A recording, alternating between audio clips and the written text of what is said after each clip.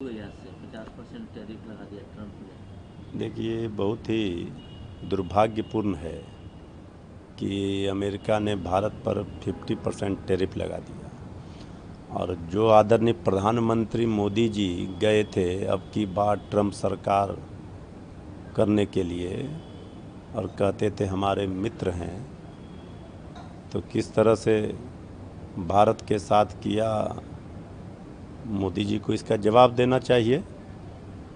देशवासियों को इसका खामियाजा भुगतना पड़ेगा। आखिर ऑपरेशन सिंदूर में भी जिस तरह अमेरिकी राष्ट्रपति ट्रंप ने सीज फायर की घोषणा की और कहा कि हमारी मध्यस्थता में दोनों सीज फायर के तैयार हुए, तो अपमान हुआ था ना भारत सेना का। तो आदरणीय प्रधानमंत्री जी का केंद्र की सरकार का विदेश नीति पूरी तरह से फेल है, यही प्रतीत हो रहा है। राहुल गांधी कहते हैं कि अमित शाह जो बोल रहे हैं कि 50 साल बीजेपी राज करेगी, वोट चोरी के दम पे बोल रहे हैं। अभी तक तो बहुत उदाहरण ऐसे मिले जहां वोट चोरी करके ही सरकार में बीजेपी आई है। अब जो ये ताल ठोकते थे 400 पार, वोट चोरी करने के बाद भी 240 पर अटक गई।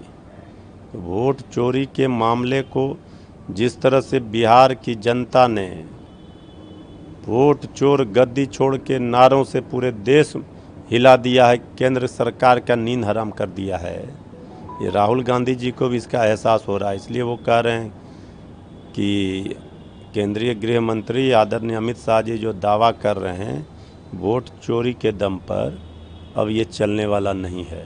वो कह तो रहे हैं राहुल गांधी कि इन्होंने पहले आपको वोट का राइट छीन लिया, फिर लैंड का राइट छीन लिया।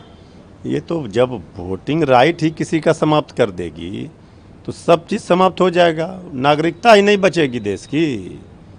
ये तो बहुत गहरी साजिश है बीजेपी का, और केंद्र की सत्ता में तीसरी बार काबिज हुई है, काम धाम कुछ किया नहीं, सिर्फ विवादित मुद्दों को ही उखाड़ती है और वोट चोरी कर सरकार में आती है।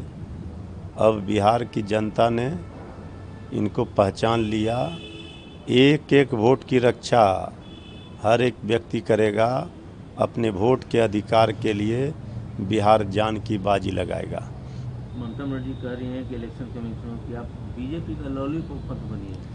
ठीक ही कह रही हैं ममता दीदी की बीजेपी का आयोग न बन जाए चुनाव आयोग। चुनाव आयोग का जो आज लोगों के मन में जो चुनाव आयोग के प्रति श्रद्धा था, जो भावना थी, वो आहत हुई।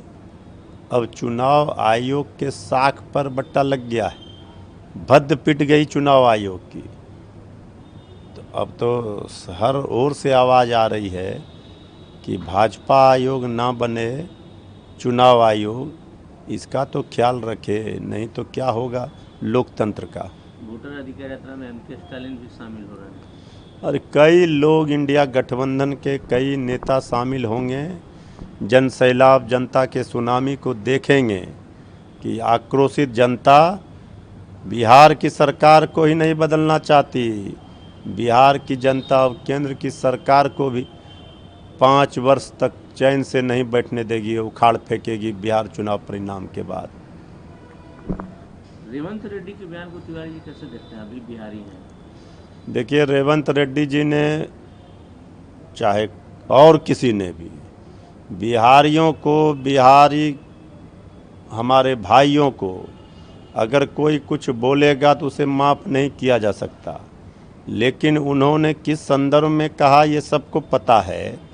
लेकिन हमारे आदरणीय प्रधानमंत्री मोदी जी ने पटना में, बिहार के राजधानी पटना के ऐतिहासिक गांधी मैदान में हमारे प्रदेश के मुख्यमंत्री आदरणीय श्री नीतीश कुमार जी के डीएनए पर सवाल खड़े किए थे। किसी भी प्रदेश का मुख्यमंत्री पूरे प्रदेश की जनता का प्रतिनिधित्व करता है, और बिहार की 14 करोड़ जनता को के डीएनए पर सवाल खड़े किए थे आदरणीय प्रधानमंत्री मोदी जी। वो किस मुंह से सवाल खड़े कर रहे हैं? हम किसी कीमत पर बर्दाश्त नहीं कर सकते हैं। कोई बिहारियों की ओर आंख नहीं दिखा सकता है। बिहारी अपने मेहनत के दम पर, अपने काबिलियत के दम पर, अपने प्रतिभा के हुनर के दम पर अपनी पहचान बनाता है। लेकिन बिहारियों को सबसे ज़्यादा अपमानित किसने किया है? गुजरात में किसने किया? किसने डीएनए पर सवाल खड़े किए? किसने बिहारियों को गाली दी?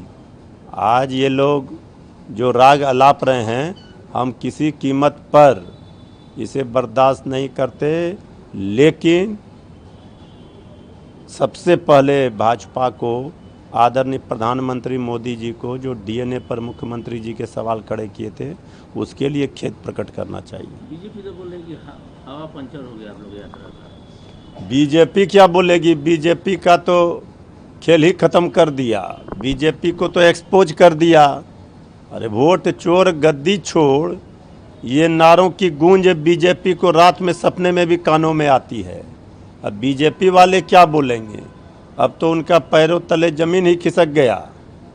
बिहार में जनसैलाब उमड़ा है वोट अधिकार यात्रा में, बीजेपी की नींद उड़ी हुई है। और बीजेपी के पास बोलने के लिए कुछ है, अपनी उपलब्धि बता नहीं रहे हैं, तो वो वही पुराना घिसा पिटा कैसेट बजा रहे हैं। क्या हाल है लॉ एंड ऑर्डर का?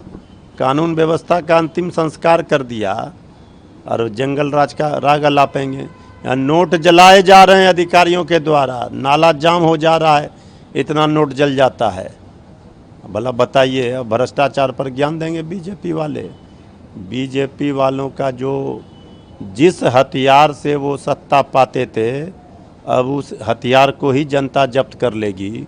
वोट चोरी नहीं होगा, बीजेपी का सत्ता में आने का सपना खत्म होगा।